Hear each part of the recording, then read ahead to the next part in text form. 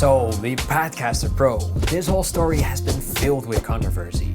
Personally, for me, it started with YouTubers with big audiences who promoted the Kickstarter/Indiegogo in a sponsored campaign. It looked fantastic, small, perfect for on-the-go, satisfying design, good materials, and even support functionality for the prompter itself, so that it doesn't rest on the lens. I pledged $129 in June of 2023. The original video from Gerald Undone was deleted, questions were left unanswered, everybody was complaining, and it looked like it would never actually ship out. But here we are. Gerald did make a follow-up video though. Too long, didn't watch. Sadly, the damage was already done. Fast forward to the current date, the 27th of April 2024, and I have the prompter for about a month now. Yes, that's right, it's a far fetch from the original shipping date of July 2023. Luckily, it did ship out eventually though. But now that we're here, is it actually worth the $129 plus $30 shipping?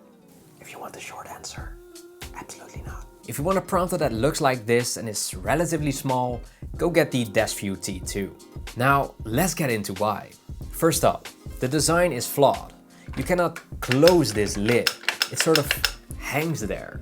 So there's always a gap for dust to come in. Occasionally though, it will stay like this, but then it will shoot out again because it was actually stuck. It's a bug, not a feature. You can loosen the bolts, but nothing really helps. Trust me, I tried. It's so funny too, because on the original video, you can see him trying to minimize the issue by keeping it shut himself.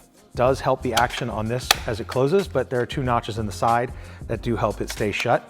And then you just keep it closed, make sure it's all the way open. Keep it closed, make sure it's all the way open, and then it should be shut and keep all the dust out. I didn't even find these notches he mentioned.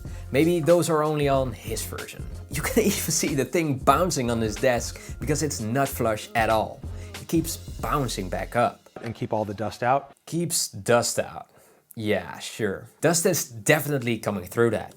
The rubber gasket he talks about does help it go back up and down slowly, but it's the most cringy, low-budget gasket there is.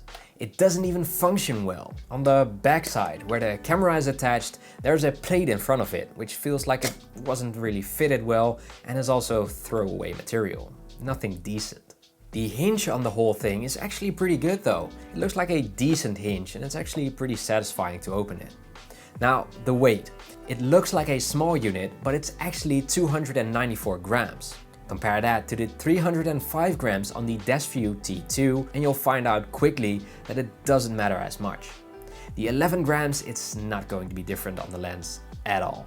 Okay, so yeah, we've been nitpicking maybe, so let's get to the actual use case of the prompter now.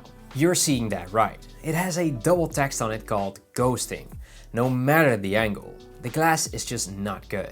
You'll mostly find that on budget teleprompters from what I could find. But like I said, my Desview T2 doesn't have this at all, and it's only 90 euros instead of the paid $129 plus $30 shipping. So to me, that's just not a good excuse. Just look at the difference for yourself. And also, they say, well, just sit further from the thing and it will disappear. Yeah, because it wasn't like this thing is literally called a small and on-the-go prompter. It's already really small. Standing away further from it will not make it easier to read the text. It's the exact opposite. The prompter does come with a nice carrying case and even some cleaning accessories like this thing and a microfiber cloth, which feels like it's really good quality. It also has a Bluetooth remote, which you can pair with the app, but from my experience using prompters, using a remote isn't handy at all, at least not while speaking. It makes it easier to scroll back though when you're sitting in front of the camera. But there's apps out there with voice recognition now, so the whole remote feature is kind of outdated. Conclusion time. Well, if you could not tell already, I'm not a big fan. I think my money has been wasted, and now that I've actually seen the product, I think the YouTubers involved did just go for the bag instead of the honesty I was hoping for. Unless by some miracle, of course, they received a different unit than me to influence their decision. In which case, they must have been duped too. I think we all must earn a living somehow, but I never made my money on the back of others. and I intend to keep it that way. So for the founder, Josh Apter, I cannot speak on your intention. You may have really wanted to create a good product, but it didn't work out the way you wanted to. But you must have known that it wasn't up to par to your competitors. So I'm disappointed in you too. Now stay tuned for my next video, since I will be showing how I use my Desview T2 to actually create content instead of feeling like I need a new pair of glasses.